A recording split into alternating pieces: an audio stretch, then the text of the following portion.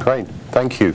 Good morning, and thank you for coming here today to hear about the critical improvements that are necessary for the Metro Rail, Metro Bus, and Metro Access services over the next decade. For the first time in the history of Metro, we've done an extensive detailed inventory of all the capital needs for the next decade. Metro has needs of more than $11 billion between 2010 and 2020 to maintain a safe, reliable, and efficient transit system and to meet the growing ridership demands that are confronting us over the next 10 years. If we do not address these needs, service will suffer. This is a very important investment to a transit system that is critical to the region and one that's used by federal workers. In fact, 40% of Metro Rail's rush hour ridership are federal workers. We need to begin this process now. The current funding agreement, Metro Matters, expires next year.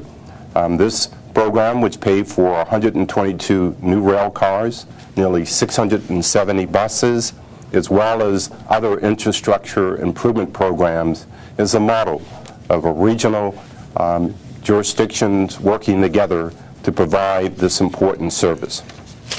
Unless there is another agreement, though, we will have little or no capital dollars to maintain this system. In addition, the federal transportation legislation expires on September 30th of 2009. The industry is currently working together to propose increases in funding for state of good repair. We hope that the new administration in Washington will move quickly and propose a bill that meets the need of the transit industries across the countries. In addition, buses and rail cars need to be ordered years in advance before they arrive. This inventory is the first step in working with our federal partners as well as the local jurisdictions to prioritize and fund the 10-year capital improvement plan. The $11.3 billion would fund dozens of major projects.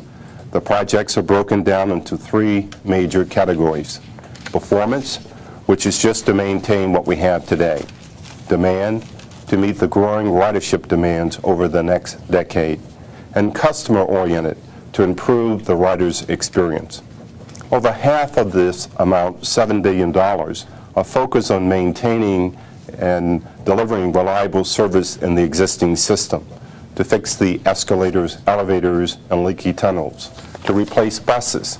And for the first time in Metro's history, we will need to replace 300 rail cars and rehab 100 more. Some of these cars are over 30 years old and have exceeded their life expectancy.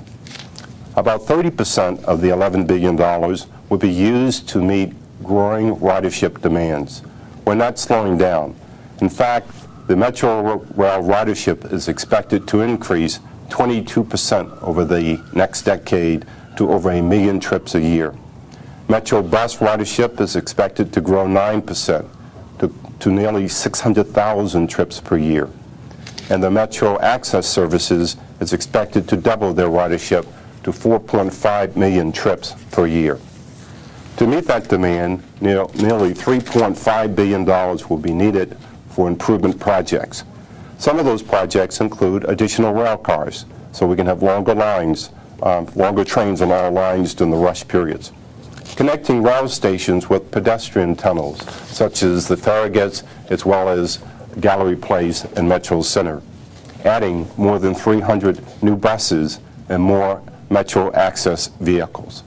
Last, about 6% or $700 million is focused on customer improvements, such as more security enhancements on the rail cars and buses, increased ability for our customers to pay with credit cards at our parking lots, and improve customer information at our rail station as well as our bus stops.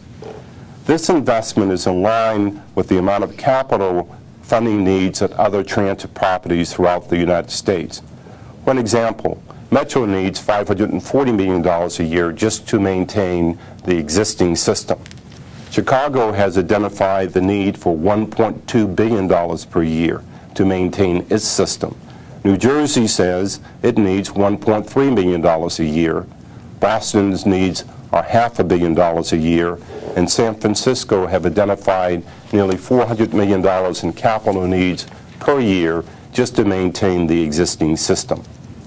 In 2002, Metro looked at its capital needs, and at that time it proposed a need of over $1 billion per year for a 6-year period of time. The Metro Matters program funded half of that. Since then, construction and material costs have increased about 18% higher than what they were in 2002. The inventory for the next decade also include many initiatives that were not factored into the previous capital plans, such as replacing the original 1970s rail cars and Metro access vehicles. The system is older, and many pieces of equipment are reaching the end of their useful life. It's important to remember that Metro is the only transit system in the country that does not have a significant source of dedicated funding. Federal employees make up about 40% of the rush hour riders on the Metro rail system, and while we receive some federal funding, we need more assistance from the federal government. In the coming months, we will be working with our federal and local partners to prioritize the list based on Metro's regional needs and the financial challenges confronting this region. We hope to have a funding agreement in place by 2010 and a new federal transportation bill in that same time period. The bottom line is our house is more than 32 years old. We have a wet basement, rusty pipes, old wires, and a 1976 model car in a 100-year-old garage, and the family is growing. Now we need to prioritize what gets fixed first.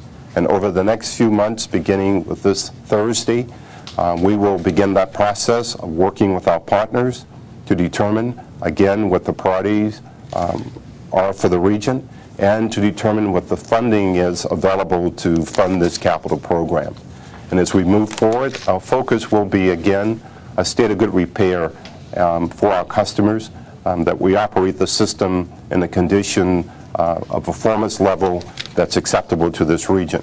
And we need to meet the growing needs as well as improve the customer experience within the system. That concludes my presentation, and I'm available to answer any questions that you might have.